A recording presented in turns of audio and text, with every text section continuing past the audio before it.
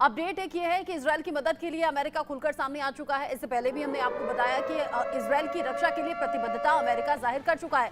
लेकिन जो दो युद्ध की स्थिति बनी हुई है रूस यूक्रेन के बीच में, वहां यूक्रेन को सपोर्ट करता हुआ अमेरिका नजर आता है और इधर इजरायल और ईरान के बीच में या फिर इजरायल और हमास के बीच में भी अमेरिका इजरायल के साथ सीधे सीधे स्टैंड करता हुआ। साथ ही साथ अपडेट यह है कि यूक्रेन इजरायल को अब $95 अरब की मदद मिलेगी। बाइडेन के अनुरोध के बाद प्रतिनिधि सभा में यह प्रस्ताव पारित हो गया है। यूक्रेन, इजरायल और ताइवान को $95 अरब की मदद होगी। प्रस्ताव पारित होने पर यूक्रेन के राष्ट्रपति व्लादिमीर ज़ेलेंस्की ने इस पर खुशी जाहिर की है और जब जब इस तरीके का सपोर्ट मिल रहा है, व्लादिमीर ज़ेलेंस्की कुछ राहत की सांस जरूर लेते हैं। लेकिन स्थिति एक्चुअल में यह है कि 2 साल से ज्यादा और यूक्रेन में भयंकर तबाही। कर्नल सोढी, जो स्थिति अभी बनी हुई है, इसमें अमेरिका अगर साथ देता है यूक्रेन का, अमेरिका अगर साथ दे रहा है इजरायल का, तो इसमें क्या कुछ अपना पर्सनल स्वार्थ भी होगा?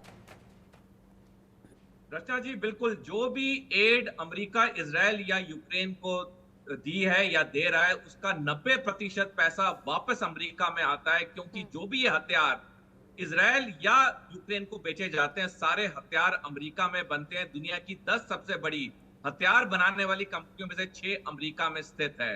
दूसरा, जो आज अमेरिका ने इनको एड का एक प्रस्ताव पास किया है, अधिकतर अमेरिकी नागरिक इस एड के खिलाफ है, क्योंकि उनको ये महसूस हो रहा है कि हमारा पैसा दूसरे देशों में बर्बाद किया जा रहा है। 2 साल से ज्यादा हो चुके हैं रूस यूक्रेन युद्ध को, 6 महीने से ज्यादा हो चुके हैं इजरायल हमास युद्ध को। ना यूक्रेन की जीत हुई है, ना इजरायल की जीत हुई है, बल्कि 17% यूक्रेन की टेरिटरी रूस के कब्जे में है और इजरायल को कोई सफलता नहीं मिल रही है। 2 हफ्ते पहले उनकी 5 इन्फेंट्री ब्रिगेड को अच्छा, आपने एक बात कही कर्नल सोढी, आपने कहा ना यूक्रेन की जीत हुई है ना इजरायल की जीत हुई है, लेकिन इन सबके बीच में रूस जरूर भड़क गया है। आप अपनी बात भी पूरी कीजिएगा। एक अपडेट जल्दी से दर्शकों को दे दें। यूक्रेन की आर्थिक मदद करने पर रूस भड़क गया है। नए हथियारों से यूक्रेन में युद्ध और ज्यादा तेज होगा, ये रूस ने आगाह कर दिया है, क्योंकि रूस वहां पुतिन भी पूरी तरह से तैयार हैं और आगे ही बढ़ रहे हैं, पीछे हटने को तैयार नहीं है। यूक्रेन में मरने वालों की तादाद और ज्यादा बढ़ेगी, ये सीधे सीधे धमकी दे दी है रूस ने। वो कह रहे हैं जंग रुकेगी नहीं बल्कि और ज्यादा भड़केगी।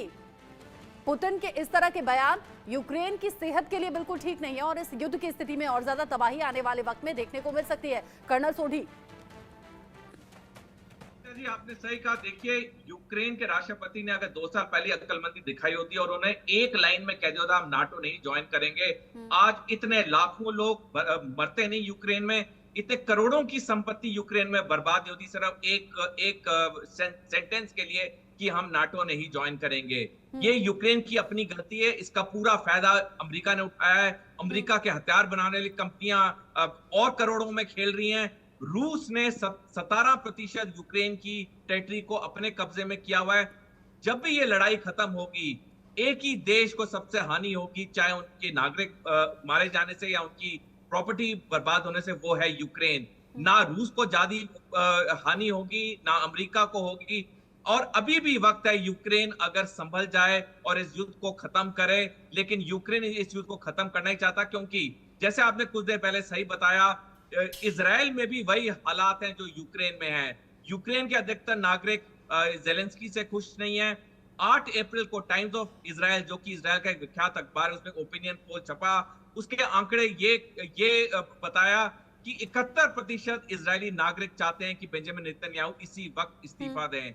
तो ये जो युद्ध लंबा खींचा जा रहा है, ये सिर्फ सत्ता में रहने के लिए खींचा जा रहा है। इस तरीके से अगर अपने देश के प्रमुख से इत्तेफाक नहीं भी रखती है वहां की जनता और खिलाफ अगर सड़कों पर उतर भी जाती है, तो क्या कोई ऑप्शन यहाँ पर बचता है बर्बादी झेलने के अलावा? जो बर्बादी अभी फिलहाल यूक्रेन झेल रहा है और अब अपने नेता से खुश नहीं है। वो शुरुआती दौर था जब ज़ेलेंस्की अंतर्राष्ट्रीय मीडिया में हीरो बनते हुए कहते थे कि घुटनों पर हम आएंगे नहीं, लेकिन अब 2 साल से ज्यादा हो चुके हैं और तबाही कहीं ज्यादा गुना बढ़ चुकी है।